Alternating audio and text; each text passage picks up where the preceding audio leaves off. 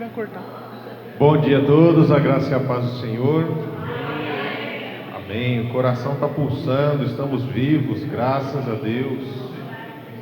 Louvado seja o nome do Senhor, que nos permite nos reunirmos mais um domingo para celebrar o nome dEle, tendo Ele como centro da nossa adoração.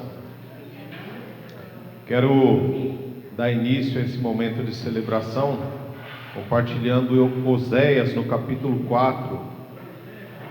Oséias 4. Nas quintas-feiras nós estamos trabalhando o livro de Malaquias. Em nosso último encontro falamos sobre Malaquias do capítulo 2. E eu deixei como tarefa de casa a leitura do capítulo 4 e 5 de Oséias, né? Então quero só começar hoje com o capítulo 4 com vocês.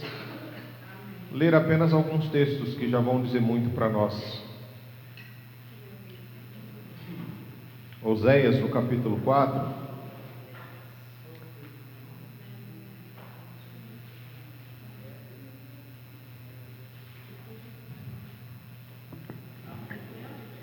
Acharam ele? Estava perdido aí? Está fugindo? Essa é uma acusação, uma advertência de Deus aos sacerdotes e ao povo. Israelitas, ouçam a palavra do Senhor, porque o Senhor tem uma acusação contra vocês que vivem nessa terra. A fidelidade e o amor desapareceram dessa terra, como também o conhecimento de Deus. Aí você vai lá para o verso 6. O meu povo foi destruído por falta de conhecimento. E aí tem um conselho, lá no capítulo 6, verso 3. Conheçamos o Senhor e esforcemo-nos em conhecê-lo.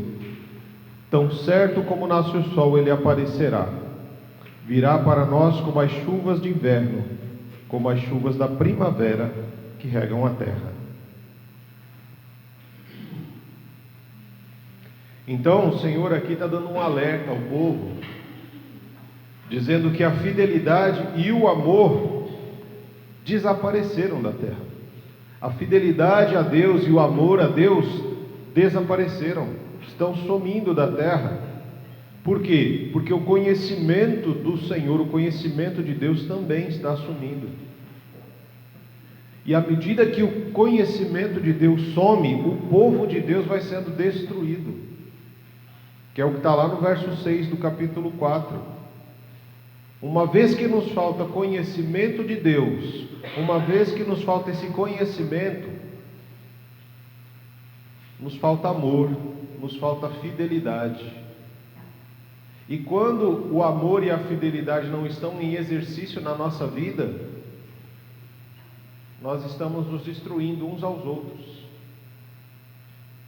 Por isso que o Senhor nos dá um conselho no capítulo 6, conheçamos o Senhor e prossigamos em conhecê-lo, nos esforcemos em conhecê-lo. Porque uma vez que você se esforça em conhecer o Senhor, é certo que Ele vai se revelar a você. Se houver esforço para fazer o possível, o impossível acontece. Nós precisamos nos colocar na brecha, nos colocar no lugar onde o Senhor vai nos usar, para a glória do nome dEle. E conhecimento aqui, irmão, não é conhecimento só de racional, né? Não é só um conhecimento racional. Eu li, eu decorei, eu conheço Deus. Não, ele está falando de um conhecimento que vai muito além. É o conhecimento de caminhar com Deus. Amor e fidelidade são desenvolvidos à medida que nós caminhamos com Deus. Porque à medida que nós vamos caminhando com Ele, a gente vai desfrutar do amor dEle, Ele vai nos ensinar a amar. Nós vamos desfrutar da fidelidade dEle, e Ele vai nos ensinar a sermos fiéis. Mas para isso eu preciso conhecer o Senhor, ter experiências com Deus. Quando foi a última vez que você teve uma experiência realmente impactante com Deus? De você falar assim, meu Deus está aqui agora. Nossa, quando foi a última vez que você teve esse tipo de experiência? Ou você já teve esse tipo de experiência? De sentir a presença de Deus tão forte, tão intensa, tão presente, que parece que você ia ser consumido. Tamanho amor que você estava sentindo, tamanho cuidado, tamanho acolhimento, tamanha compaixão, tamanho acolhimento que parece que Deus ia te esmagar num abraço. Quando foi a última vez que você sentiu isso? Se nunca sentiu, eu te desafio a se esforçar a conhecer o Senhor, a caminhar com esse Deus, para experimentar o que é o conhecimento, o que é esse conhecimento que Ele está falando aqui. Se você já experimentou em algum momento da sua vida, eu te desafio a fazê-lo novamente, a tornar isso mais constante, porque é revigorante experimentar Deus. É revigorante saber que não importa o que aconteça, Deus está conosco. Não importa onde a gente vá, a mão de Deus é suficientemente longa para nos alcançar.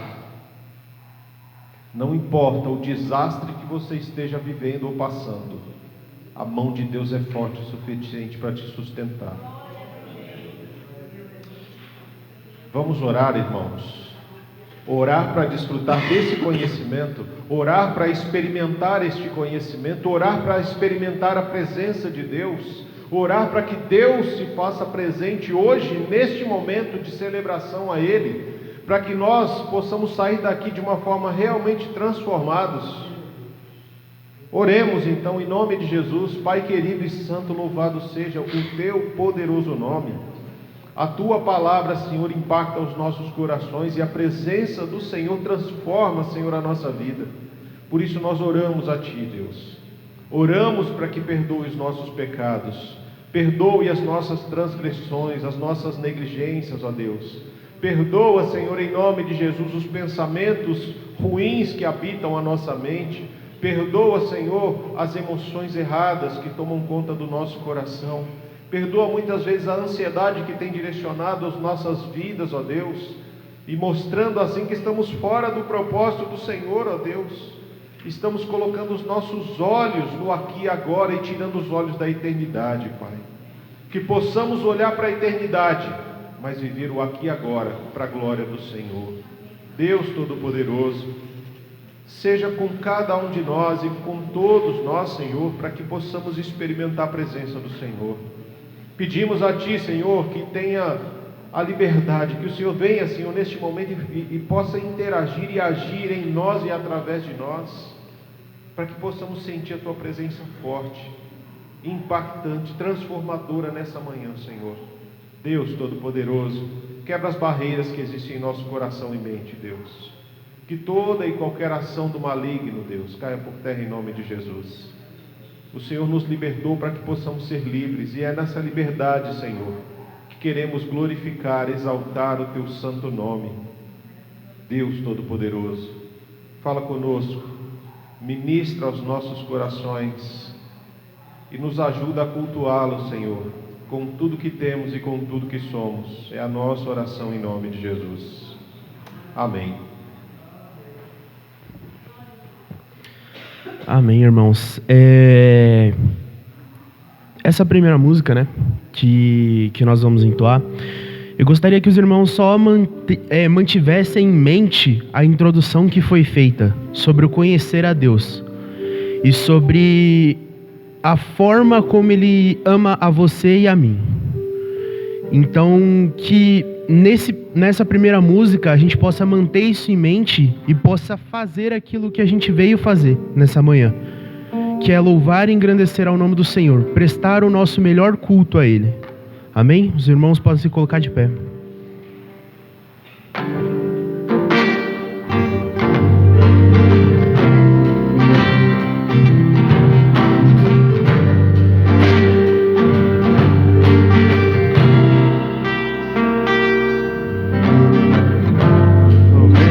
Ao Senhor Louvemos ao Senhor, louvemos ao Senhor. Adoremos no seu santo monte, nosso amado Pai, seu nome é santo. Louvemos ao Senhor, louvemos ao Senhor, louvemos ao Senhor. Adoremos o seu santo monte, nosso amado Pai, seu nome é santo. Louvamos ao Senhor, pois seu nome é santo.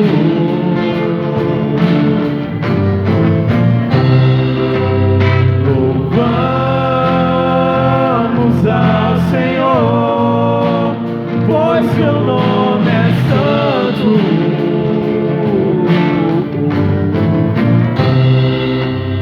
Magnifiquemos ao Senhor, ao Rei que é digno de louvor, excelso, supremo e muito digno de louvor, excelso, supremo e muito digno de louvor.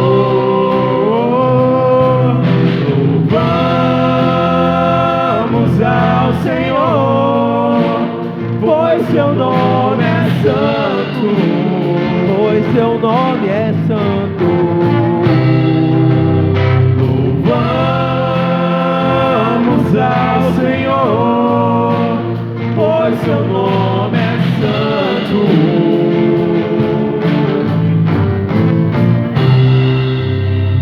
Hosana, Hosana,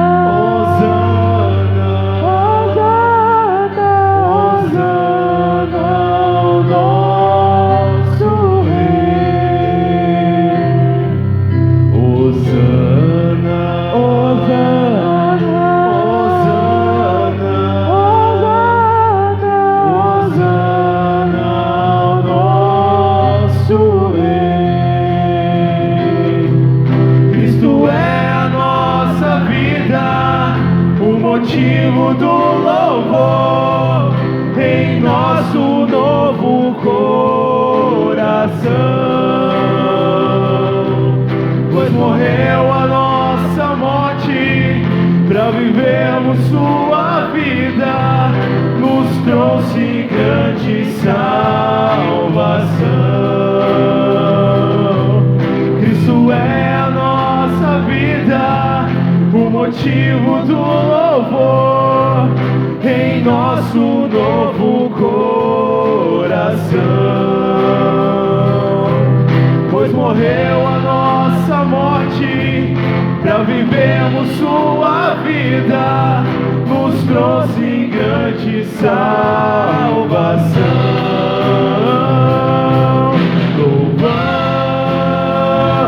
ao Senhor, pois seu nome é santo.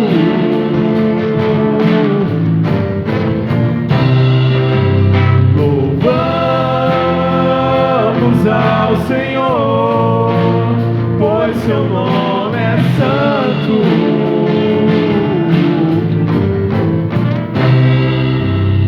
Hosana, Hosana, Hosana, Hosana ao nosso Rei. Hosana, Hosana, Hosana,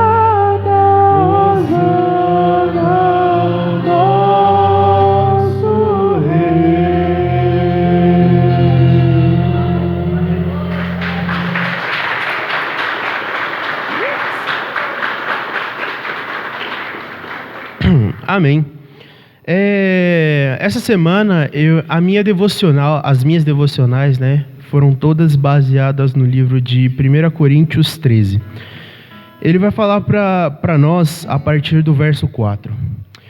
O amor, ele é paciente. O amor, ele é bondoso. Ele não inveja, não se vangloria, não se orgulha. Não maltrata, não procura seus interesses, não se ira facilmente, não guarda rancor. O amor não se alegra com a injustiça, mas se alegra com a verdade. Tudo sofre, tudo crê, tudo espera e tudo suporta. O amor nunca perece, mas as profecias desaparecerão, as línguas cessarão, o conhecimento passará. Esse é um texto que, se a gente for pensar nas ocasiões em que ele é usado, ele costuma ser usado muito em casamentos, para definir o que é o amor. E ele é um texto que ele define bem quem é Cristo para nós, ou pelo menos o que ele deveria ser para nós, que vai muito de encontro com o que foi dito na nossa introdução de hoje. A pergunta da introdução de hoje foi muito boa. Você já sentiu um amor esmagador de Cristo por você? Esmagador no sentido bom, não no sentido ruim. No sentido de você se sentir tão amado que nada, em teoria, nada mais importa para você. Você só consegue sentir o amor de Cristo em volta de você. E quando você sente esse tipo de amor, você entende o que é Deus, quem é Deus para você, e você consegue entender muitas vezes o seu papel no corpo de Cristo. Você consegue entender o para que você foi chamado nesse mundo. E através disso você consegue transmitir esse amor que muitas vezes você sente. Às vezes você pode ser esse amor esmagador de Cristo para as pessoas. Às vezes Cristo pode querer usar você para transmitir esse amor dele. E às vezes você pode estar impedindo disso acontecer, por causa dos seus interesses, das suas vontades, dos seus desejos. Então, isso é algo que nós precisamos refletir sobre a nossa vida. O tamanho do amor que ele teve para vir numa cruz e se entregar por nós. Amém? Então, que nós possamos cantar essa próxima música pensando nessa questão.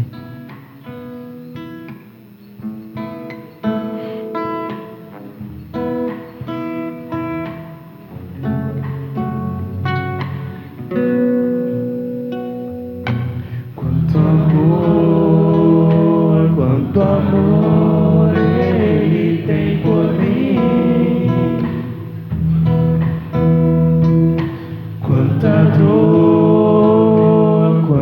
dor sofreu por mim por amor.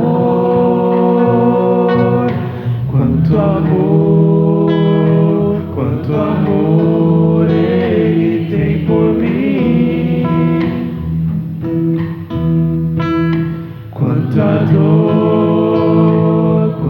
dor sofreu por mim por amor.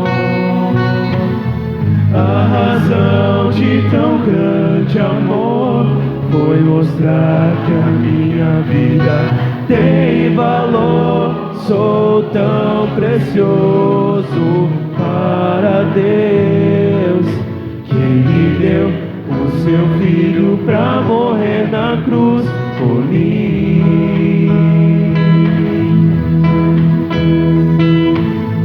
A razão de tão grande amor foi mostrar que a minha vida tem valor.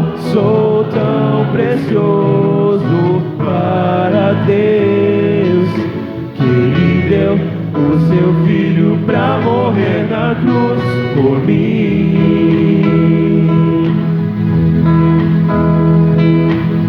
Ó Deus, te louvo pelo teu amor.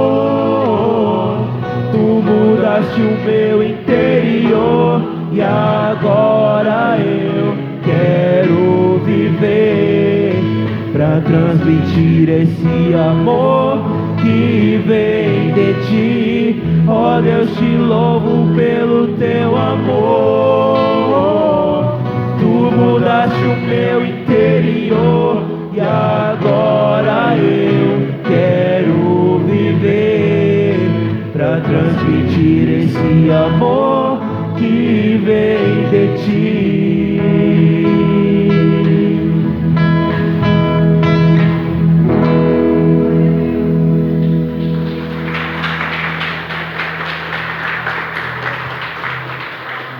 Amém. Passar para um momento de oferta.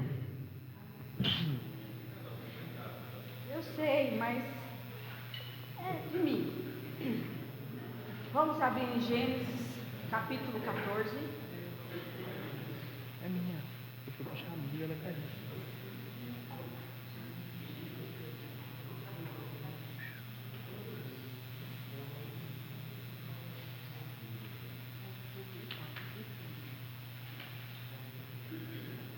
Todo mundo já achou? Amém? Melquisedeque, rei de Salém e sacerdote do Deus Altíssimo, trouxe pão e vinho e abençoou a Abrão, dizendo: Bendito seja Abrão pelo Deus Altíssimo, Criador dos céus e da terra. E bendito seja o Deus Altíssimo, que derrotou seus inimigos por você. Então Abraão entregou Melquisedeque 1/10 de todos os bens que havia recuperado. Abraão deu o dízimo, né? Ele veio de uma guerra e ele, encontrando Melquisedeque, ele deu o dízimo de tudo aquilo que ele havia recuperado, né? Abraão, ele foi guiado por Deus, por isso. Por quê? Porque ele creu por conta da esperança que ele tinha em Deus. Tanto que ele foi chamado pai da fé. E se a gente olhar bem esse texto, ele não tinha um pastor para falar sobre o dízimo. Ele não tinha a Bíblia ainda completa como nós temos hoje, que fala do dízimo, a oferta. Mas ele tinha a consciência da importância que era o dízimo. Então ele deu por espontaneidade, ele deu por naturalidade, ele deu por obediência a Deus, né? Ele era fiel a Deus. Então é isso que nós temos que fazer. Nós temos que dar os nossos dízimos, nossas ofertas, em primeiro lugar, por obediência a Deus. Porque a palavra de Deus diz que nós temos que dar nossos dízimos e nossas ofertas. Se nós lermos Malaquias 3:10, está escrito, ou então em vários textos, né?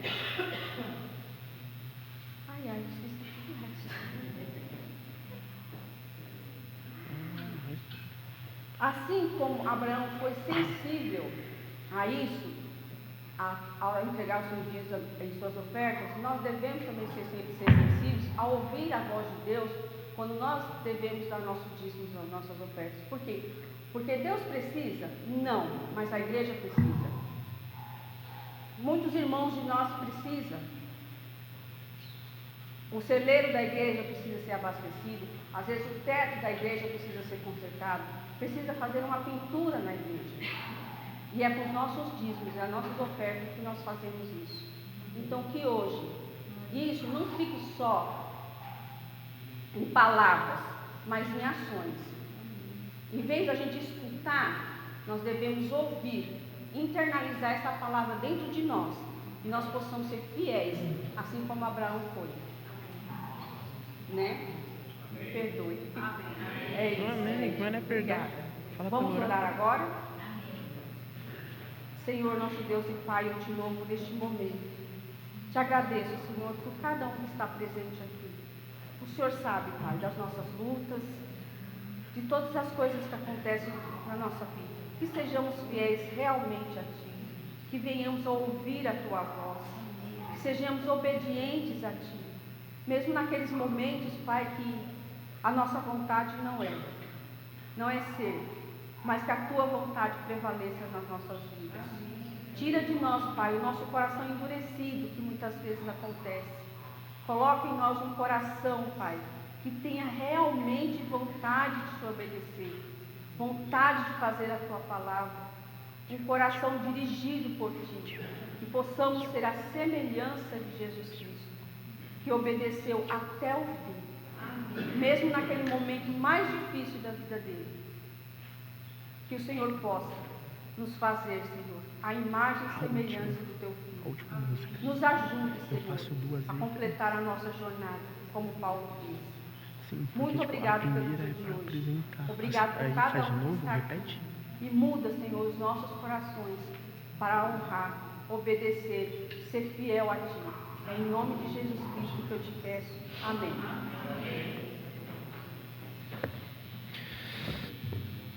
Amém. Enquanto nós entoamos o próximo louvor, os irmãos podem trazer seus dízimos e ofertas. Coisa boa.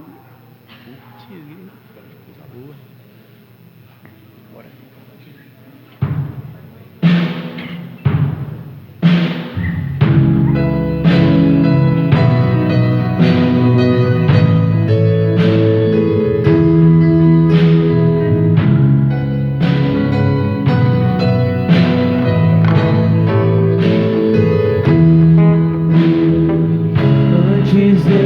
Falar, tu cantava sobre mim.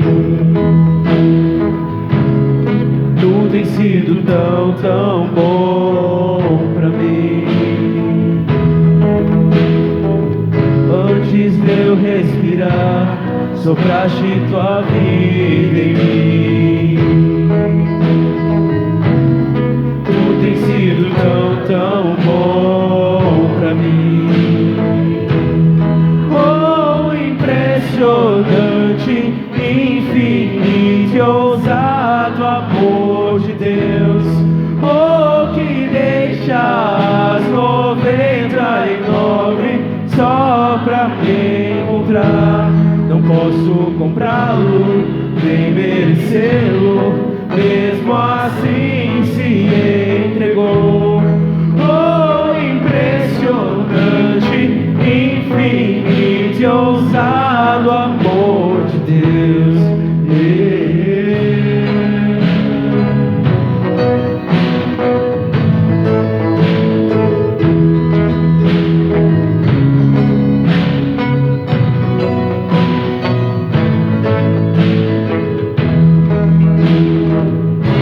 Inimigo eu fui, mas seu amor lutou.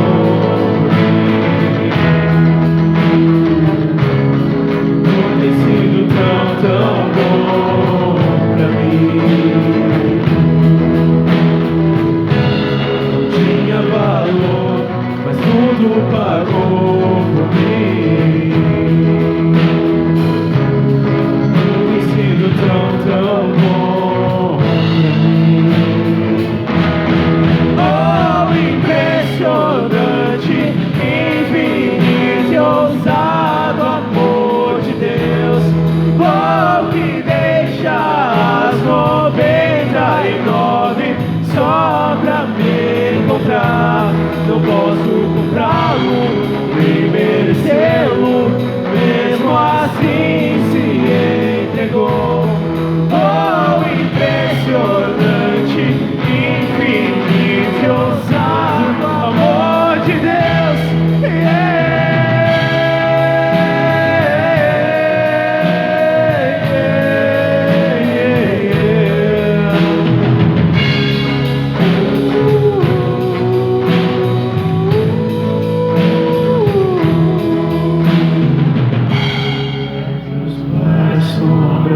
Escalas montanhas pra me encontrar. Derruba muralhas, destrói as mentiras pra me encontrar. Traz luz para as sombras, escala as montanhas pra me encontrar. Derruba muralhas, destrói as mentiras pra me encontrar. Traz luz para as sombras, escala as montanhas pra me encontrar. Derruba muralhas, destrói as mentiras pra me encontrar. Traz luz para as sombras, escala as montanhas pra me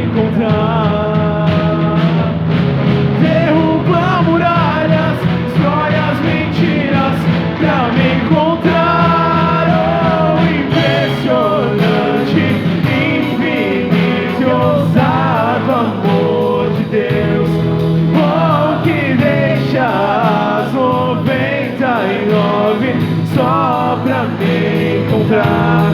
Não posso comprá-lo, nem merecê-lo, mesmo assim se entregou.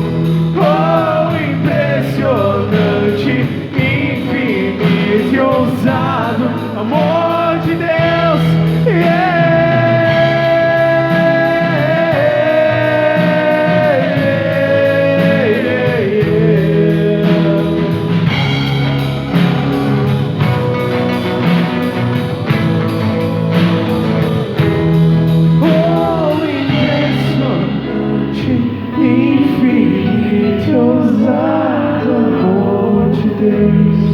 Oh, que deixa as 99 só pra me encontrar.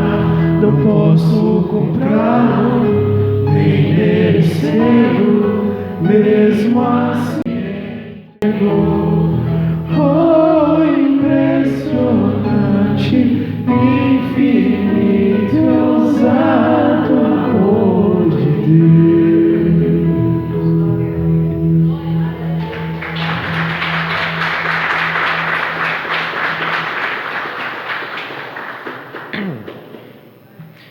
Amém. Primeiramente, eu não sei se os irmãos perceberam, mas pelo menos as músicas, na verdade as músicas que foram colocadas aqui, elas têm uma ligação. Elas apresentam, em todas elas é apresentada o quanto Deus ama a cada um de nós. Em uma fala que ele não abandona, né, as 99, mas se você se perder, ele vai atrás de você. Ele não vai te deixar para trás e ele não vai te abandonar. A outra fala que ele nos ama, ele prova que a nossa vida tem valor no momento em que ele entrega a vida dele pela nossa. Então ele prova o quanto para ele a nossa vida tem valor, por mais que muitas vezes a gente não dê valor à nossa vida. E uma outra coisa que eu refleti um pouco durante essa semana vocês já pegaram esse texto que eu li aqui no começo e substituíram toda vez que aparecesse a palavra amor por Deus? Alguém já fez isso? Quando a gente substitui, o texto se torna: Deus é paciente, Deus é bondoso, Ele não inveja, não se vangloria e não se orgulha. Deus não maltrata os outros, não procura seus próprios interesses, não se ira facilmente e não guarda rancor. Deus não se alegra com a injustiça, mas se alegra com a verdade. Deus tudo sofre, tudo crê, tudo espera, tudo suporta. Deus nunca perece. Quando você substitui por Deus, o texto ele se torna ainda mais potente do que ele já é. Porque o significado de amor é Deus. Esse é o significado de amor que nós precisamos ter no nosso coração e na nossa mente. E essa próxima música, ela é uma música que eu não sei se muitos conhecem, ela é nova, no caso, a gente nunca tocou aqui, mas ela é uma música com uma letra muito boa. Ela começa falando pra gente: um monte ao redor, numa rude de cruz, a luz entre as trevas, sangue em suas mãos, pregos em seus pés, um rio de graça. E aí ela vai pro refrão dela, que fala: tão grande amor, mais alto que o céu, perfeito amor, mais fundo que o mar. O teu amor, mais forte que as montanhas. Teu amor é tudo para mim. Tão fundo, tão largo, tão longo e tão alto. A próxima parte dela fala: espinhos a furar, perdão a derramar, feridas que curam. A terra estremeceu e o céu reconheceu. A morte é vencida. Jesus, motivo de tudo. E aí ele repete o refrão dele. Então a gente vai tocar uma primeira vez para os irmãos conhecerem, verem como é a música. E quem sabe uma segunda. Amém?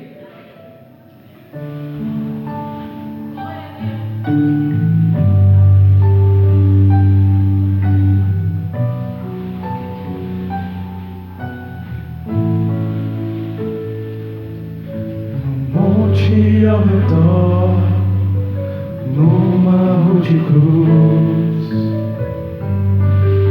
a noite entre as trevas,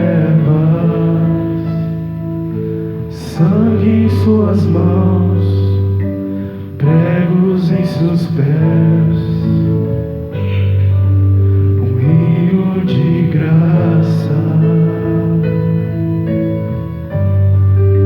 um rio de graça, tão grande amor, mais alto que o céu, perfeito amor, mais fundo que o mar. O teu amor, mais forte que as montanhas, teu amor é tudo para mim. Tão fundo, tão largo, tão longo, tão alto. Esse é o Deus que te ama. Esse é o Deus que cuida de você e que está com você em todos os dias da sua vida. Espinhos a furar, perdão a derramar, feridas que curam. A terra estremeceu e o céu reconheceu. A morte é vencida, Jesus, motivo de tudo.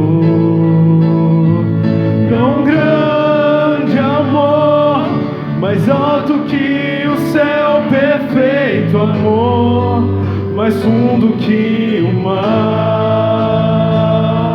O teu amor, mais forte que as montanhas, teu amor é tudo para mim. Tão grande amor, mais alto que o céu, perfeito amor, mais fundo que o mar. O teu amor, mais forte que as montanhas, teu amor é tudo para mim. Tão fundo, tão largo, tão longo, tão alto, tão fundo, tão largo, tão longo, tão alto.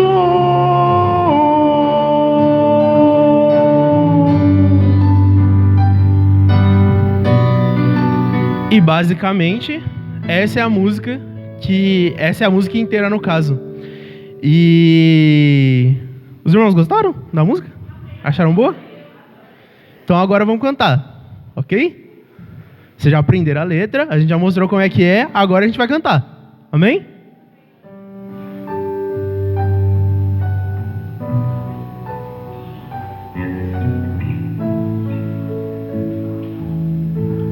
Monte ao redor, numa rude cruz, a luz entre as trevas, sangue em suas mãos, pregos em seus pés, um rio de graça, um rio de graça, tão grande amor, mais alto que o céu, perfeito amor, mais fundo que o mar. O teu amor, mais forte que as montanhas, teu amor é tudo para mim. Tão fundo, tão largo, tão longo, tão alto. É um Deus de um amor profundo, um Deus de um amor largo. Espinhos a furar, perdão a derramar, feridas que curam. terra estremeceu e o céu reconheceu. A morte é vencida, Jesus, motivo de tudo. Tão grande amor, mais alto que o céu, perfeito amor, mais fundo que o mar. O teu amor, mais forte que as montanhas, teu amor é tudo para mim. Tão grande amor, mais alto que o céu, perfeito amor, mais fundo que o mar. E o teu amor, mais forte que as montanhas, teu amor é tudo para mim. Tão fundo, tão largo, tão longo, tão alto, tão fundo, tão largo, tão longo, tão alto.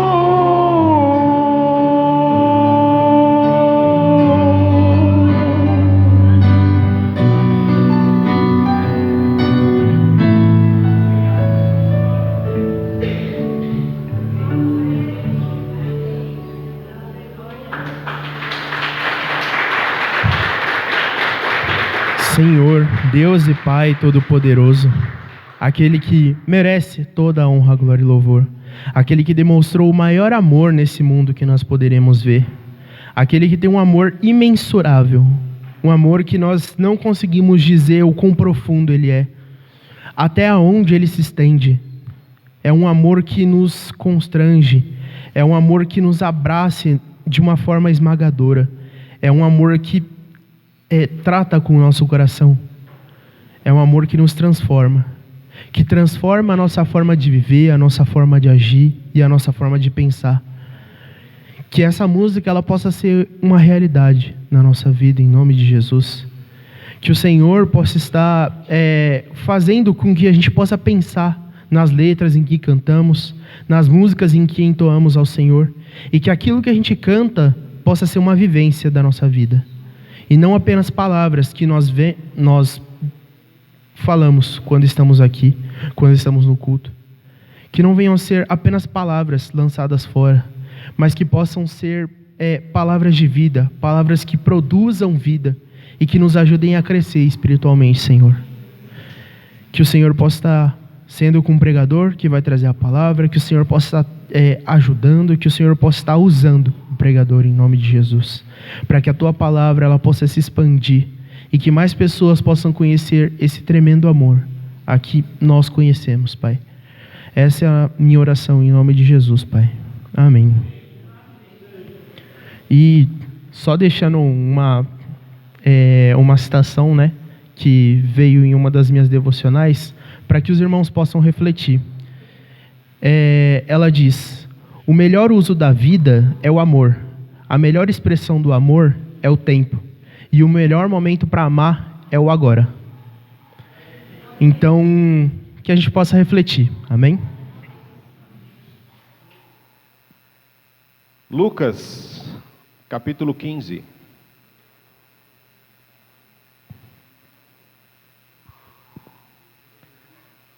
Lucas, nome bonito, Lucas, né?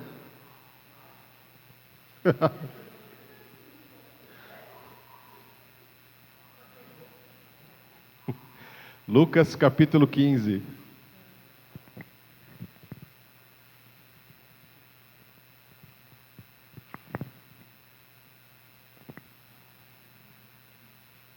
Em Lucas, no capítulo 15, nós temos ali Jesus, em um momento de comunhão com pecadores, com publicanos, comendo com eles, compartilhando, ensinando. E nós temos junto desse povo, ou pelo menos não talvez na mesa, mas fora da mesa, um grupo de fariseus e mestres da lei, que estão questionando Jesus. Eles questionam Jesus pela postura, pelo ensino e pelas ações de Jesus. Este homem recebe pecadores e come com eles. Está lá no verso 2. Este homem recebe pecadores e come com eles. Isso é um absurdo.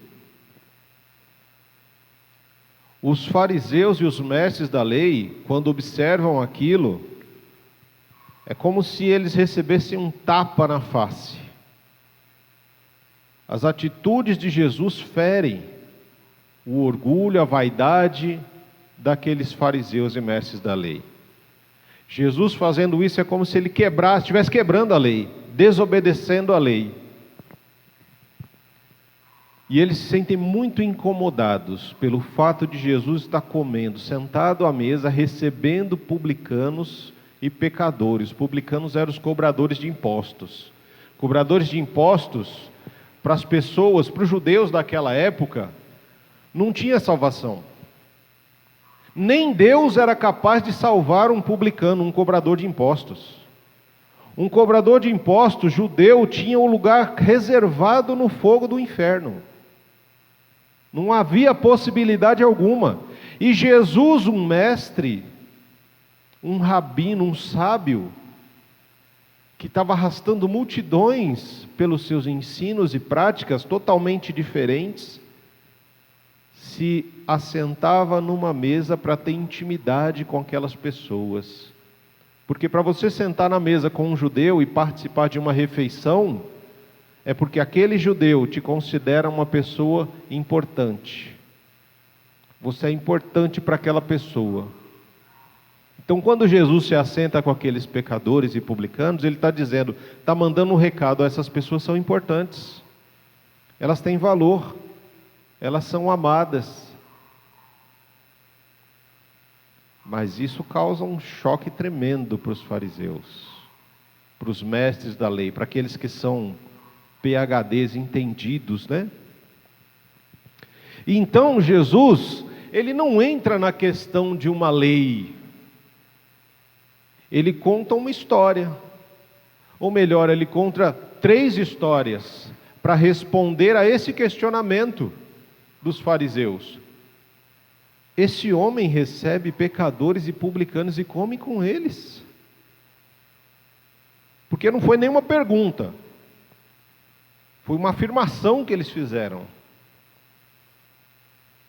Uma afirmação que ia de encontro, como se Jesus estivesse afrontando eles. O fato de Jesus comer com aqueles homens e se assentar numa mesa com eles era uma afronta para aqueles rapazes ali, para aqueles senhores, mestres. Jesus poderia usar de repente de palavras difíceis, complicadas e tudo mais, para poder tentar discutir, né? Como a gente vê às vezes o pessoal da lei, né, discutindo, porque Vossa Senhoria não sei das quantas, o excelentíssimo não sei das que, e parará, né? Aquelas linguagens, né, que eles se xingam e se entendem entre eles. Mas Jesus não foi no nível dos mestres da lei, dos publicanos, dos mestres da lei e dos fariseus. Jesus, ele usa da linguagem da simplicidade das parábolas, das histórias, para responder à indignação daqueles homens. Então ele vai contar uma história muito conhecida de todos da região, que eram de pastores que cuidavam de ovelhas. E ele, assim como nós cantamos, né, sobre um ousado amor, ele fala sobre um amor ousado de um pastor pelas suas ovelhas. Os homens que eram reservados, que eram separados, e aqui, irmão, ser pastor não era coisa boa nessa época. Ser pastor é porque você era pobre, você era miserável, então você não tinha muito o que fazer, então você ia cuidar das ovelhas, dos animais de outros. A única coisa pior do que você cuidar de ovelha era cuidar de porco. Porque porco era um animal imundo, impuro. E a ovelha dava trabalho. E ninguém queria cuidar da ovelha, porque a ovelha dá trabalho para limpar, para cuidar, para correr atrás dela, para carregar, para instruir, para alimentar. E essa era a função do pastor, dos pastores de ovelhas. Tirar os carrapatos, né? Passar o óleo para poder espantar as moscas, para que elas não ficassem doidas com uma mosca que entra pelo nariz ou pelo ouvido, né? Então eles passavam óleo na cabeça das ovelhas para espantar as moscas, né? Que podiam entrar e... Pensou a mosca entrando no seu ouvido? Fica doidão, né? Então a ovelha também fica doidona, fica xaropeta. Então o trabalho do pastor era muito trabalhoso. Trabalho é trabalhoso, né? Mas era muito difícil. E à medida que ele cuidava, cada uma daquelas ovelhas eram muito importantes para aquele pastor. Porque ele cuidava de ovelhas que normalmente não eram deles, eram de outras pessoas. E à medida que uma delas se perdia, você poderia dizer, ela se perdeu, um lobo matou, paciência, né? Isso era descontado também do pastor. Bem, então você perdeu uma, você tem que dar conta dela. Então Jesus conta a história de um pastor, que quando ele chega no seu lugar de descanso, ele olha, conta as ovelhas, opa, só tem 99, está faltando uma. Aonde é que essa ovelha se enfiou? Porque a ovelha é um bichinho doido, né? Ela não enxerga direito, ela é meia burrinha, ela não enxerga para frente, ela só enxerga de lado, entendeu? Então ela não vê o que está na frente, ela vê o que está meio que de lado. E ela enxerga mal. Então, para essa ovelha se perder é muito fácil. Então, uma das ovelhas se perdeu. O que esse pastor faz? Ele não deixa as 99 sem cuidados, porque um pastor, ele tinha um pastor principal, o cuidado com as ovelhas, tem um pastor principal e tem outros pastores que são auxiliares. Então ele deixa as 99 sendo cuidada pelos auxiliares e vai buscar aquela que se perdeu. Aonde? Não sei. Ele vai correr por todos os lugares por onde ele passou com as ovelhas para encontrar aquela que se perdeu. Até que ele a encontra. E quando ele encontra, ele não briga com ela. Porque não adianta você brigar com a ovelha. Ele pega ela, põe nas costas e carrega ela de volta para onde? Para casa, que o texto diz lá no verso 6. Ele vai para casa, leva a ovelha para casa, e chegando em casa, ele reúne os seus amigos e vizinhos e diz: alegrem-se comigo, pois encontrei a minha ovelha perdida. E aí ele diz: olha, da mesma forma haverá mais alegria no céu por um pecador que se arrepende do que por 99 justos que não precisam de arrepender-se. Ele está falando aqui do que ele vai falar lá na frente, do pródigo. Esse pródigo se perdeu e ele foi atrás buscar. Então ele faz primeiro a contagem aqui, ele mostra o pródigo. Mas os mestres e fariseus não compreendem muito bem essa fala de Jesus. E aí Jesus continua, conta uma outra história. A primeira história ele fala de um pastor que vai ao encontro de uma ovelha que se perdeu. Depois ele conta uma segunda parábola, outra história, quando ele fala de uma mulher. E essa mulher está onde? Dentro de casa. E dentro de casa, ela tem lá um colar de dracmas, e uma delas se perde, dentro de casa. E aí o texto vai dizer para nós, a partir do verso 8, que ela acende uma candeia, varre a casa e procura atentamente até encontrá-la. Isso mostra para mim que essa casa dela estava bagunçada, né? Lembra que a gente falou na semana passada que Deus abençoa na organização? Essa mulher tinha uma casa bagunçada, que ela perdeu uma das dracmas. Se a casa está organizada, bem, perdeu, está fácil de achar, né? Você olha, está aqui, ó. Mas não, perdeu, e aí? Perdeu dentro de casa a dracma. Vou ter que fazer uma faxina. Minha esposa já ficaria contente, falar, vai fazer uma faxina. Ela gosta, nunca vi mulher para gostar de faxina assim, né? O problema é depois, né? Faz uma faxina, passa uma semana arrebentado. Mas tudo bem. E essa mulher fala, não, vou varrer, vou levantar os móveis, vou tirar a poeira, vou fazer acontecer até achar essa dracma. Dentro de casa. Depois está tudo organizado, o que acontece? Ela acha a dracma. E aí, à medida que ela encontra essa dracma, verso 9.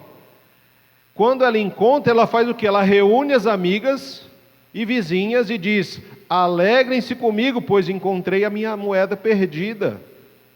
Eu lhes digo que da mesma forma, a alegria na presença dos anjos do céu por um pecador que se arrepende. A primeira história é de um pastor que vai buscar as ovelhas. A segunda história é de uma mulher que perde dentro de casa a sua dracma e tem que organizar a sua casa para poder encontrar essa dracma. Nas duas situações, quando a ovelha é encontrada e quando a dracma é encontrada, existe alegria com todos, todos se alegram. Eu tinha 100 ovelhas, uma se perdeu. Eu fui ao encontro dela como pastor. Eu tinha 10 moedas, uma se perdeu, eu fui ao encontro dela. Como uma mulher que dá muito valor àquele colar de dracmas que ela tinha. Mas ainda estava muito confuso na cabeça dos mestres da lei, dos fariseus. Nessa segunda história, ele está falando do filho mais velho, que ele vai falar depois. Já que eles não entenderam a história do pastor e a história da mulher, então Jesus vai um pouco mais fundo. Você vê que assim, quando a gente vai ensinar alguma coisa para alguém, existem muitas formas de ensinar. Podem ser contadas várias histórias, até que o outro consiga acolher essa história no seu coração. Então Jesus conta uma história, eles não entenderam. Jesus conta uma segunda história, eles não entenderam. Bem, então eu vou ser mais específico. Tinha um homem com 2 filhos. E aí, desses 2 filhos, o mais novo, em um determinado momento, chega para o pai e fala: olha, eu quero a minha parte da herança.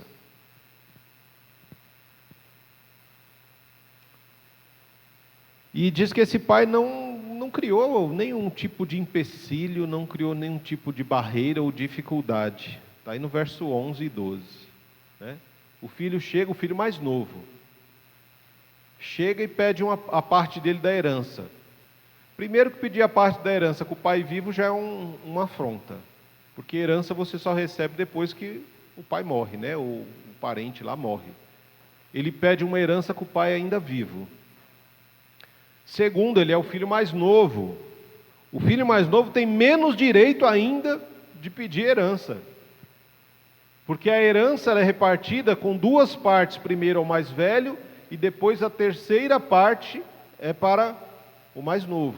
Mas isso só depois que o pai se for. Esse filho afronta o pai. Isso mostra para nós que existia um problema de relacionamento. Talvez não do pai para com o filho, mas do filho para com o pai. Porque talvez o filho quisesse coisas que o pai fala não. Porque pai tem que existir, os pais existem para estabelecer limite na vida dos filhos. Porque senão os filhos fazem como os mares, irmãos. Eles vão e destroem tudo. Os pais têm que estabelecer limites aos filhos, mas infelizmente quando os limites são estabelecidos, os filhos muitas vezes se revoltam contra os pais. E havia claramente aqui um problema entre esse filho e o pai, não do pai com o filho. Tanto que ele diz: para mim chega, eu quero a minha parte da herança, já deu, não quero mais ficar aqui, eu quero ir para outro lugar, eu quero viver a minha vida, não quero mais obedecer ao Senhor. E o mais interessante é que o pai não cria nenhum tipo de problema, de barreira, de dificuldade para dar a parte do filho. O texto diz aí no verso 13, algum tempo depois, não muito tempo depois, o filho mais novo reuniu tudo o que tinha e foi para uma região distante. e lá desperdiçou seus bens vivendo irresponsavelmente. O que esse texto me ensina? Nós temos bênçãos para receber do Pai, mas nem sempre nós estamos preparados para receber essa bênção. Mas quando nós nos colocamos numa posição de desobediência, o Pai permite que a nossa vontade se faça, para que a gente possa aprender que não está pronto para receber muitas coisas ainda. Esse filho não estava pronto para receber a herança. Pela própria atitude dele, ele não estava pronto, ele não estava maduro o suficiente para receber aquilo e aquilo ser uma bênção na vida dele. No primeiro momento foi uma bênção, porque consegui o que eu queria. Meu pai me deu a minha parte da herança. Agora eu sou livre. Agora eu posso fazer o que eu quiser, não devo mais satisfação para ele nem para ninguém. E mais, eu quero ir embora, eu quero ir para bem longe, porque o texto diz que ele foi para uma região distante. Ele não quis ficar perto do pai. Ele não quis ficar nas redondezas. Ele foi para distante, para bem longe. Por quê? Porque ele não queria nenhum tipo de influência. Não queria nem passar de repente no mercado e alguém falar: você é o filho do fulano? Não, ele quer ir para um lugar que ninguém conheça ele. Que coisa. Que atitude. Vou para longe, eu não quero saber do meu pai. Eu vou para um lugar distante. Agora eu tenho tudo o que eu preciso para viver a minha vida. Tenho tudo o que eu preciso para ser feliz. Mas você não está pronto ainda, menino. Tanto não está pronto que desperdiçou, né? O texto desperdiçou os bens vivendo de forma irresponsável. Verso 14: depois de ter gasto tudo, houve uma grande fome em toda aquela região e ele começou a passar necessidade. Outra coisa que a gente aprende é que quando nós recebemos uma bênção e não estamos prontos, essa bênção se torna maldição na nossa mão. Nós nos tornamos irresponsáveis e desperdiçamos as bênçãos que o Senhor dá para nós. Mas o ensino começa quando a gente se dá conta da necessidade que vem sobre nós, uma grande crise. Essa crise poderia ter acontecido em qualquer momento, não é verdade? Mas aconteceu exatamente depois que ele gastou tudo.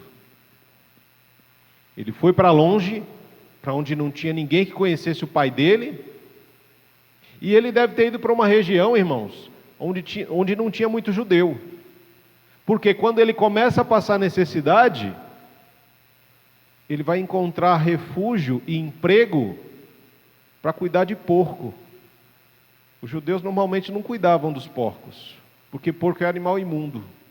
Normalmente eram gentios que faziam isso. Então ele foi para um lugar onde talvez não tivessem muitos judeus. E ali, naquela região, o que tinha para ele fazer? Cuidar de porcos.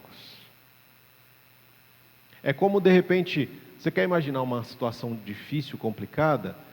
É alguém que vai para uma região distante, longe da sua casa, para ganhar a vida. De repente perde tudo. Não tem mais nada. Não tem um pedaço de pão duro, mofado para poder comer.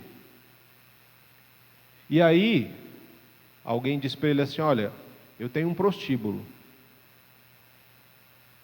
Se você quiser, eu posso te empregar nele. Para você entender o tamanho do problema que esse rapaz se meteu. Era mais ou menos isso, era algo que afligia, que ia afetar diretamente o seu corpo, a sua alma, a sua índole.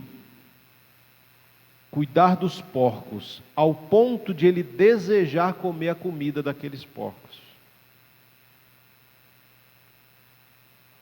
Difícil, irmãos, difícil. Mas a gente precisa aprender uma coisa também. Esse menino vivia na casa do pai, até uma determinada idade. E talvez o fato de ele não conhecer o mundo despertou esse desejo nele de querer conhecer o mundo, as coisas e tudo. Por quê? Porque ele tinha a segurança da casa do pai. Ele não passava necessidades, ele nem sabia o que era passar necessidade.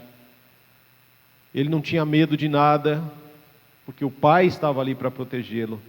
O pai tomava as decisões, o pai dava o acolhimento, a comida, a segurança, tudo que ele precisava o pai dava.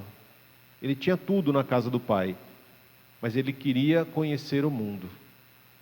E uma vez que ele sai e conhece o mundo, ele conhece também o pior do mundo.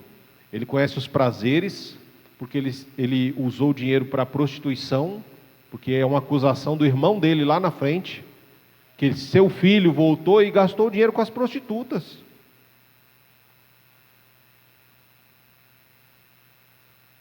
Bebida, sexo, orgias. Essa rodada é minha, né? O cara, quando não tem juízo e tem dinheiro e chega nesses lugares, para fazer amizade, como é que você faz amizade nos botecos? Essa rodada é minha, por minha conta. Pode beber à vontade. E aí, nessa hora, aparece um monte de amigo. Acabou o dinheiro? Não te conheço não, irmão. Acabou o dinheiro, acabou a nossa amizade. Mas o que eu faço agora? Eu estou com fome, minha barriga está roncando. Eu não tenho lugar para dormir, tenho que dormir na rua. Não tenho lugar para comer. Não tenho uma água limpa para beber. Preciso trabalhar. Aqui não tem emprego não, não tem emprego não, não tem emprego não, não te conheço, tal. Você é aquele da orgia, das bebedeiras? Não, não tem lugar para você aqui não. Você é um rapaz irresponsável, porque ninguém gasta dinheiro dessa forma. Uma pessoa com juízo, com sabedoria não faz isso. E ele encontra lugar para cuidar dos porcos. Esse menino tinha a herança do pai. Mas ele também tinha uma coisa que o pai deu a ele, um legado. Por mais que ele tivesse um desejo de conhecer o mundo, de viver experiências e tudo mais, uma herança é algo que os pais colocam na mão dos filhos. Agora, um legado é algo que os pais colocam no coração deles. Princípios, valores, respeito. E saber que não importa a dificuldade, não importa o lugar onde você esteja, você vai ser sempre filho e filha. E você vai sempre ter um lugar na casa do Pai. Quando ele estava lá, no pior momento da vida dele, quando ele foi para o fundo do poço, ele descobriu que ainda tinha uma portinha para descer mais fundo ainda. E aí quando ele desceu lá no fundo, que não tinha mais lugar, eram os porcos, cuidar dos porcos. E ali no lugar dos porcos ele viu uma luz. Aquela luz era um trem que estava vindo ao contrário. Que foi o desejo dele de comer a comida dos porcos. A barriga roncando. E os porcos comendo aqui aquela lavagem, aquela alfarroba, aquelas coisas ali, com a boca boa. Você imagina ele com desejo de comer a comida que o porco estava comendo. Fala, nossa, esse porco está comendo com a boca tão boa que minha barriga está roncando. Ai, que vontade de comer. Nessa hora ele se lembra do legado que o pai colocou no coração dele. Você pode perder tudo, meu filho, mas você nunca vai perder o pai. Você pode voltar para a casa do pai que tem lugar para você. Não importa o erro que você cometeu, não importa o pecado que você cometeu, não importa o quão fundo no buraco você se enfiou. Pode voltar. E esse rapaz, a palavra diz lá no verso 17, caindo em si. Esse caindo em si é a ação do Espírito Santo. É o amor que o pai colocou no coração daquele filho. Caindo em si. Nossa. Quantos empregados do meu pai têm comida de sobra para comer e eu aqui morrendo de fome? Eu acho que era a barriga dele que estava contando para ele, Barriga roncando ali, os porcos comendo, ele querendo comer a comida do porco e o porco já brigando, Falou, não, a minha não. Nem o porco iria dividir a comida com ele. Os empregados do meu pai têm comida de sobra. E eu aqui morrendo de fome. Ele estava num ambiente que não era para ele. Aquele ambiente não era um ambiente para um filho. Ele estava no ambiente, mas aquele ambiente não era para ele. Ele não podia deixar que aquele ambiente tomasse o coração dele. Quando o ambiente tentou adentrar o seu coração, ele se lembrou do pai. Na casa do pai tem alimento de sobra para os empregados. Esse lugar não é para mim. Quantas pessoas estão nos lugares errados, em ambientes errados, perdidos? E aí caem em si e falam, esse não é um lugar para mim. Eu não deveria estar aqui. E aí eu fico pensando, né, que aqui ele teve esse momento dele, essa epifania, essa revelação de que, poxa, esse não é um lugar para mim. E eu fico pensando que ele falou, o que aconteceu para eu chegar até aqui? Eu desobedeci o meu pai, eu afrontei o meu pai, eu desejei a morte do meu pai, eu quis a bênção do meu pai, mas eu não queria o meu pai, eu queria só a bênção para poder viver a vida do meu jeito, e agora eu entendo que eu não estava preparado, porque eu só fiz besteira. Viver a minha vida sem a presença do meu pai é um absurdo. Então eu vou criar um diálogo para quando eu voltar. Quantos de nós não somos assim? A gente chega na oração já com o diálogo pronto para Deus, para tentar convencer Deus de alguma coisa. Eu já entendi que eu errei, eu entendi que eu pequei, eu entendi que eu fiz uma grande besteira, e aí eu coloco todo um texto bonito para falar, olha assim, olha pai, eu pequei contra o Senhor, olha, eu não pequei contra o céu e contra ti, não sou mais digno de ser chamado seu filho, trata-me como um dos teus empregados. O discurso estava pronto, e a gente faz isso muitas vezes na oração. A gente faz um monte de besteira, depois chega e já vem com o discurso pronto. Ah, Senhor, me perdoa por causa disso, daquilo e daquilo outro. Às vezes a gente está até arrependido de verdade. Mas a gente cria todo um texto, quando a gente só precisa abrir o coração. Que a gente quer falar bonito, quer usar palavras, né, que convençam Deus. Deus não precisa ser convencido pela gente. E depois que ele caiu em si, ele olhou aonde ele estava e entendeu que aquele não era o lugar para ele, ele se lembrou de onde ele caiu, né? Lembra do Apocalipse lá? Lembra-se de onde você caiu? Volte atrás, volte a fazer as coisas que você fazia no começo, quando o pai era bom e você o servia alegremente, quando você olhava para o pai com admiração, com apreço, com cuidado, e você tinha prazer em servir o pai, alegria em servir o pai, nada era um peso. Quando o pai pedia, nossa, era uma alegria quando o pai pedia para você fazer alguma coisa. Volta a fazer isso. E esse menino, verso 20, teve a atitude de levantar e voltar para o pai. Esse é o momento realmente, é um divisor de águas na nossa vida, irmãos. É quando a gente reconhece o nosso erro e toma uma atitude de mudança. Eu não posso mais continuar desse jeito. Se eu errei, eu vou voltar atrás. Se eu pequei, eu vou pedir perdão. Se eu caí, eu preciso ir para um lugar de onde eu caí e retomar a minha vida agora, entendendo que eu não devo mais sair do lugar de onde o Senhor me colocou. Porque o Senhor nos coloca em lugares para frutificar, irmãos, para sermos bênçãos e para sermos abençoados. E às vezes a gente sai por aí buscando aventuras. E depois que tudo se perde, tudo se vai, que as dores, os sofrimentos tocam a nossa alma e o nosso espírito, e a gente perde toda a esperança, aí vem o Espírito e nos lembra: você ainda tem um pai. Você pode voltar para casa. E eu imagino a avalanche de emoção que não tomou conta dele, do coração dele naquela hora. Aquele choro de arrependimento, de amargura pelos erros que ele cometeu. E ele levanta e volta para a casa do pai, nós precisamos levantar de onde nós caímos e voltar para a casa do Pai, para a presença do Pai, para conhecermos o Pai, não de livros apenas, mas de experiência, de vivência, de vida, de prática, experimentar a presença do Pai, sentir o cheiro do Pai, a presença do Pai, sentir o quê? O abraço do Pai, porque esse menino, quando ele volta, o Pai o vê de longe.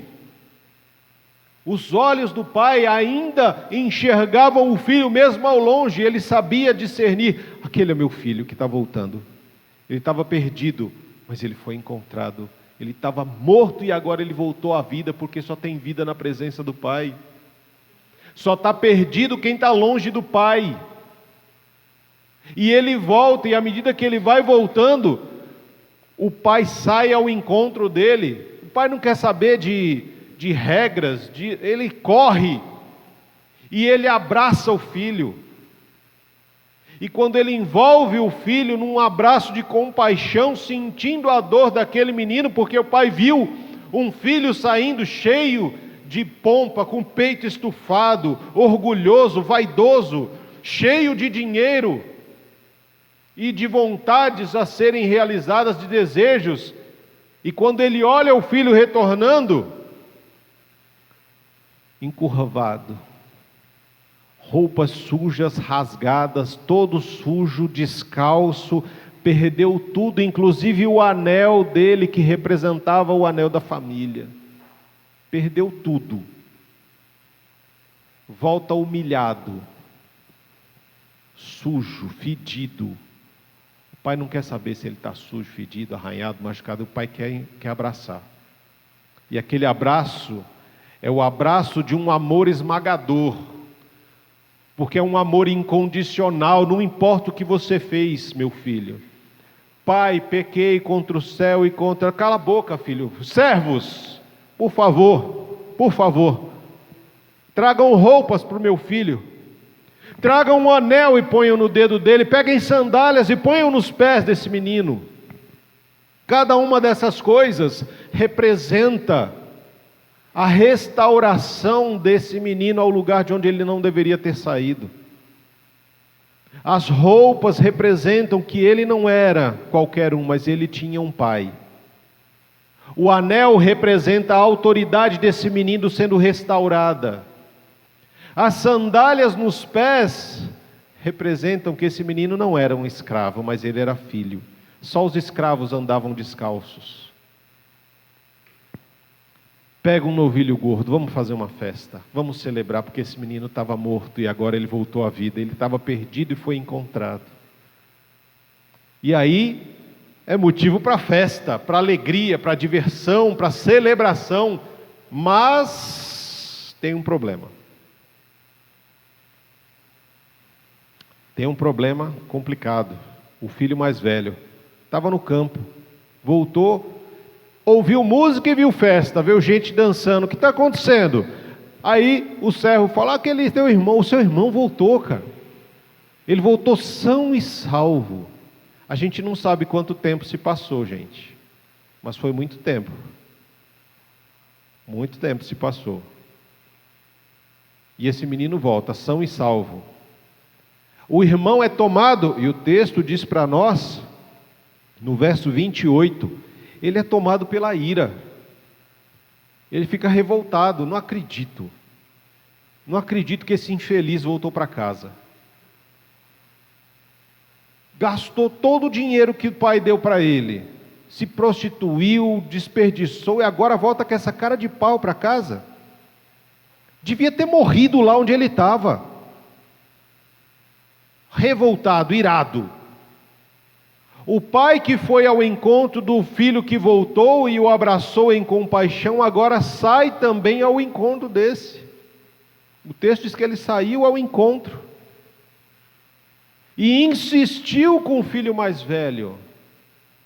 E o filho mais velho não estava irredutível. Esse teu filho que gastou o teu dinheiro com prostitutas, agora volta para casa e o senhor faz uma festa para ele, recebe ele de volta, não dá nem um esporro nele, não briga com ele, o Senhor abraça ele, o Senhor traz ele de volta, o Senhor dá a roupa, dá anel, dá sandália, põe ele num lugar de autoridade novamente, e eu que estava aqui, ralando contigo, trabalhei que nem um condenado, um escravo seu, e o Senhor nunca me deu um cabrito, para fazer um churrasquinho ali com meus amigos, agora quando esse teu filho volta, você mata um novilho gordo para ele? Absurdo! E o pai diz para ele com toda a calma, lá no verso 31, meu filho, você está sempre comigo, e tudo que eu tenho é seu, mas nós tínhamos de celebrar a volta do seu irmão e nos alegrarmos, porque ele estava morto e voltou à vida, estava perdido e foi achado. E o texto acaba aqui, não diz se esse filho entrou, se o filho aceitou a fala do pai, não disse se ele falou, tá bom pai, tudo bem, vai, me perdoa, eu estava meio de cabeça quente e tal, vamos lá, vamos festejar, o senhor tem razão, não diz isso, não diz isso, não fala nada para nós, ele deixa a gente meio que, sabe aqueles filmes que você assiste, você fala assim, tá, e aí, o que aconteceu? Dá uma raiva, né? Às vezes para 3 horas assistindo o raio do filme, chega no final, mas e aí, ele vai entrar, não vai entrar, ele perdoou o irmão, ele se reconciliou com o pai, não sei, né? Mas aí o que a gente sabe? A gente sabe que esse pai tinha 3 filhos, porque o filho, aquele que estava com o pai, aquele que desfrutava do amor do pai, aquele que nunca saiu da presença do pai, está contando a história para a gente, que é Jesus. Jesus é esse filho maravilhoso que não sai da presença do Pai, que busca fazer a vontade do Pai, que busca agradar o Pai. E ele vem e conta essa história de que, olha, tem o filho pródigo, que é como aquela ovelha que se perdeu. Tem o filho mais velho, que é aquela moeda, aquela dracma da mulher que se perdeu dentro de casa. E nas 2 ocasiões, quando foram encontrados, houve uma reunião e uma celebração. Neste caso, o que o Senhor me ensina muitas vezes é que o filho mais novo saiu, foi escolha dele. A ovelha não escolhe se perder, ela se perde. O filho mais novo escolheu sair de casa. O pai não colocou ele para fora, o pai não, ele escolheu, eu quero ir, eu quero sair, eu não quero mais o Senhor, eu não quero mais essa casa, eu não quero mais a comunidade, eu quero ir embora. O filho mais velho escolheu permanecer em casa, aguardando que o pai morresse, para ele receber as 2 partes da herança que ele tinha direito.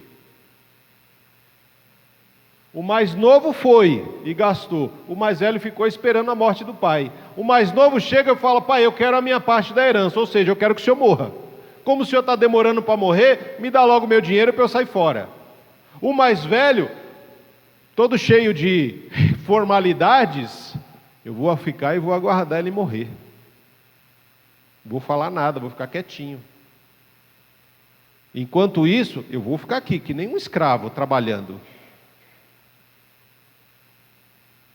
Jesus conta essa história para dizer para aqueles fariseus e mestres, olha, esses pecadores e publicanos com quem eu estou comendo, são aqueles que estavam perdidos, que quebraram a cara, que tomaram decisões erradas, que foram por caminhos que não deveriam, que se perderam, que encontraram a morte, e eu sou a vida. Eu vim aqui para resgatá-los, eles estavam perdidos, e só é encontrado aquele que está perdido. Só precisa de médico aquele que reconhece que está doente. E Jesus chama eles para a mesa. E Jesus também diz, olha, o filho mais velho são vocês. A dracma perdida são vocês que estão dentro de casa, estão perdidos dentro da casa do Pai. Esperando só as bênçãos do Pai, sem ter relacionamento com o Pai. E quando o pai o chama e insiste, olha, aqui estamos assentados com pecadores e publicanos, e vocês, mestres e fariseus, podem vir e se assentar à mesa conosco. Não! Isso é um absurdo, você sentado aí com esses pecadores imundos, pecadores malignos, com essa gente que não tem salvação. Para nós é um absurdo isso. É verdade. A graça nos escandaliza. Porque a graça vai além da nossa justiça. A nossa justiça, se eu olhar pela justiça do menino mais velho lá, o filho mais velho, pensa com a mente dele. Eu fiquei. A herança é dividida em 3 partes. 2 partes são minhas e uma parte é desse meu irmão que foi. Eu vou ficar, vou aguardar para receber a minha parte. Ele saiu, gastou a parte dele e voltou. Se ele voltou e o pai restaurou a autoridade dele, o pai vai fazer o que com a herança? Vai dividir de novo. Entende por que a graça escandaliza? Porque quando ele volta e o pai restaura ele, o menino que ficou já pensa, peraí, o que sobrou aqui é tudo meu. A parte dele da herança já foi. Ele já gastou. Agora quando ele volta, o que vai acontecer? O pai restaura ele ao lugar dele. E isso quer dizer que o quê? Aquelas 2 partes que eram minhas vão ser divididas em 3 de novo.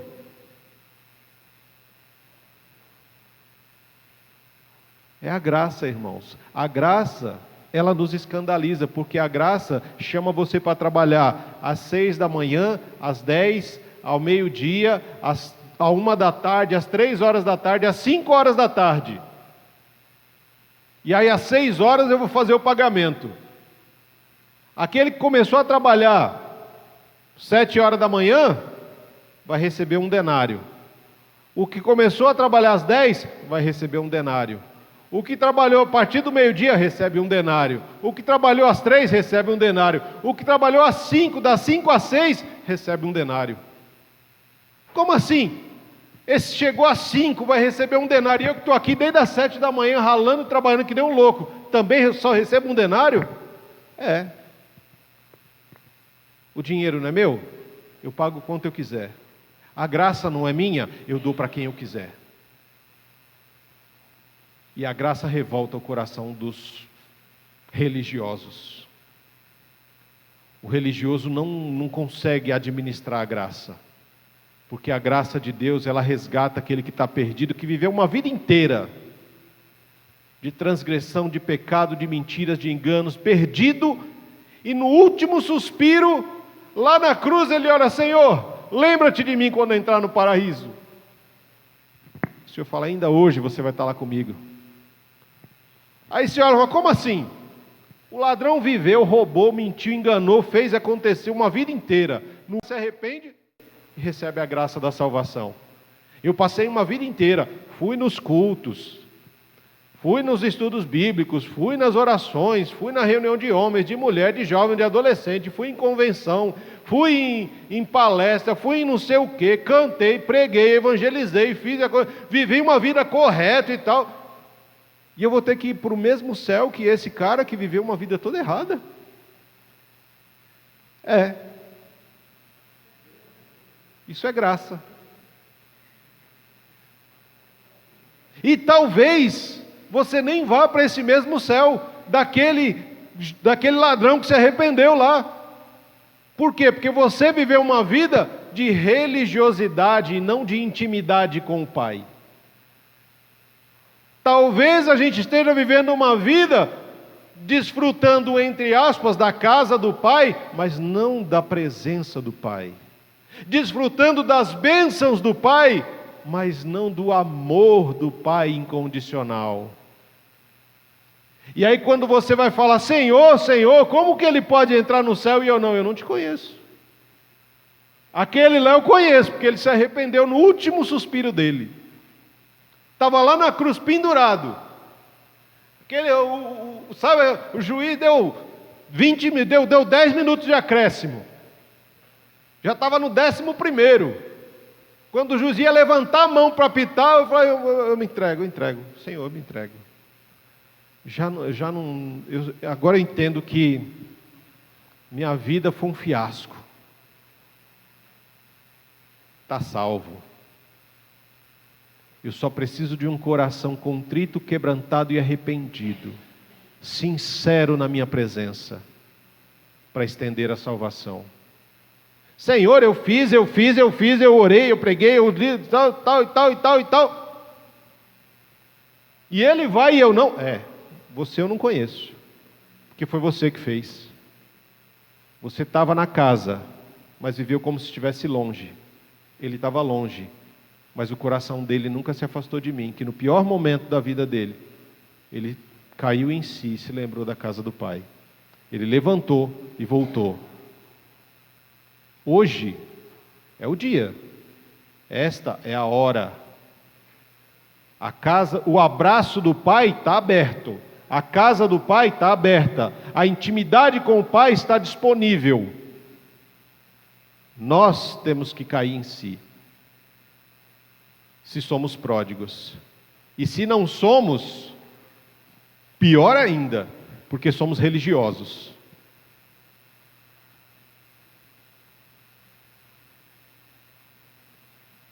Esse texto, respondendo à pergunta lá, o questionamento dos fariseus e dos publicanos, ele me ensina duas coisas, resumidamente. Dentre todas elas, eu posso olhar e dizer assim, olha, quando você quer viver a vontade do Pai na sua vida, você tem que estar pronto para ser criticado. Porque a vontade do Pai para nós vai muito, mas muito, infinitamente além da religião que nós praticamos. Uma intimidade com Deus vai muito além do que a vida religiosa que a gente desenvolve no dia a dia. Uma intimidade com Deus vai muito além de cultos que a gente presta em dias e horários determinados. Uma intimidade com Deus vai muito além de estudos bíblicos em dias e horários determinados. Uma intimidade com Deus vai muito além de um dia e hora de oração que a gente reserva na semana e mal a gente comparece. Uma vida de intimidade com Deus é uma entrega total, completa, plena ao Senhor. Uma vida de intimidade com Deus é viver para fazer a vontade do Pai. E quando você vive, você escolhe obedecer esse chamado, você tem que estar pronto para ser criticado por todos os religiosos e por quem não entende. Essa é a primeira coisa que eu entendo. Porque Jesus estava ali comendo com os pecadores e publicanos e estava sendo criticado por aqueles que se achavam justos. Segunda coisa, na mesa do Pai tem lugar para todo mundo. Não importa se é religioso, se é pecador, se é publicano, se é prostituta, se é ladrão, não importa quem você seja. Na mesa do Pai tem lugar para todo mundo que se arrepende. A todos aqueles que se arrependem, tem um lugar reservado na mesa.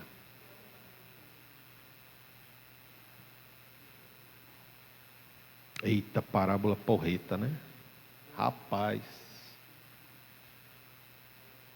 É um soco na boca do estômago. É absurdamente constrangedor. O amor de Deus, ele é constrangedor. O amor de Deus, quando ele resolve derramar sobre nós o seu amor, a sua graça, a sua compaixão, nós somos constrangidos. Por quê? Porque a gente sabe que não merece. É a graça. A graça a gente sabe que não merece. E se você acha que você tem mérito para sentar na mesa do Pai, está errado. Você não tem. Você é só mais um religioso ou religiosa. Não é mérito, é graça. E graça não se compra, graça não se negocia. Graça, a gente recebe constrangido por saber que não merece e desfruta dela. Como nós desfrutamos do amor de um Pai que não nos julga, não nos condena, mas que nos acolhe. Mas como eu falei, também estabelece limites. E o limite é a volta de Jesus. Quando Jesus voltar, já não tem mais o tempo da graça. Aí é o tempo do julgamento. E nós precisamos estar atentos e nos dispormos a voltar para a casa do Pai. Eu quero pedir para você fechar os seus olhos agora. feche os seus olhos, curve a sua cabeça. Em que lugar você está nessa situação que nós falamos aqui? Você é o filho pródigo? Você é o filho que ficou? Em que situação você se encontra? Você é aquele que já reconheceu que, poxa, sem o Senhor não dá. Eu preciso entregar minha vida, eu preciso viver de acordo com a vontade dEle para mim. Ou você ainda é aquele que acha que, porque você está na casa do Pai e você faz algumas atividades religiosas, e muitas vezes faz por obrigação e não por amor, como escravos e não como filhos que amam, como uma resposta de amor ao Pai, esse é o momento de você falar com Ele. Aquele abraço que o pródigo recebeu, você também pode receber. Aquela orientação que o pai deu para o filho mais velho, você também pode receber. E nessa história a gente não sabe como terminou, se o filho mais velho voltou para casa, se reconciliou com o pai e com o irmão, ou se ele se revoltou, se rebelou. Porque nós estamos na casa do Pai, e talvez nós sejamos esses filhos mais velhos. E você, eu, você, nós, que vamos dar o final dessa história. É a nossa vida que vai dizer qual é o final dessa história. Ah, Senhor, eu estava realmente revoltado com a graça que o Senhor estende a tantos. E eu sempre estive aqui achando que eu estava fazendo tudo por causa do Senhor, e eu estava fazendo por minha causa mesmo, porque eu queria as bênçãos do Senhor. Eu queria ir para o céu por medo do inferno, e não por amor ao Senhor. E eu reconheci isso, Pai, e eu me arrependo. Me perdoa. Eu quero me reconciliar com o Senhor, eu quero me reconciliar com os meus irmãos. Deus, nós estamos aqui neste momento, como filhos e filhas, alguns pródigos, outros filhos mais velhos, alguns que andavam perdidos e caíram em si e voltaram para a casa do Pai, para ter intimidade com o Pai, e outros que ainda estão na casa, mas não têm intimidade com o Pai, e agem como se fossem escravos e não filhos. Estamos aqui, o Senhor sabe a realidade do coração de cada um. Nessa hora, Deus, eu rogo a Ti, Deus, que aquele ousado amor que nós cantamos, aquele amor tão profundo, tão grande, tão largo, tão alto que foi cantado, esse amor nos abrace e nos esmague. Esmague todo o nosso orgulho, toda a nossa vaidade, toda a nossa autossuficiência. Esmague o nosso ego, Senhor. Transborde em nós do Teu amor. Transborde em nós de graça. Transborde em nós em misericórdia. Nos ajuda, Senhor, em nome de Jesus, a compreender aquilo que nós temos recebido, para que possamos compartilhar com os nossos irmãos. Que não adianta estarmos reunidos se o nosso coração não estiver junto ao Pai. Uma reunião de pessoas é diferente de corações que estão rendidos no altar do Senhor. Que o nosso coração hoje, Senhor, seja depositado no Teu altar, e que nós possamos viver a comunhão verdadeira que só o Senhor pode fazer em nós. Aquela celebração linda, Senhor, que estava acontecendo ali pelo retorno de filhos, ó Deus, que estavam mortos e que agora voltaram à vida, que estavam perdidos e que agora foram encontrados, Pai.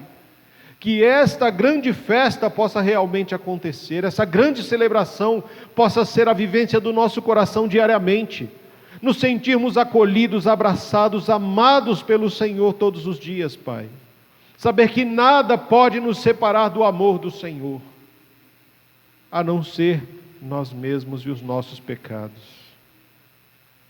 Tem misericórdia, Senhor, tem misericórdia de cada um de nós. Nos guarda debaixo da Tua mão poderosa. Que o amor de Deus, que a graça de Cristo, que a comunhão e a consolação do Espírito Santo sejam derramadas sobre os nossos corações abundantemente, Amém.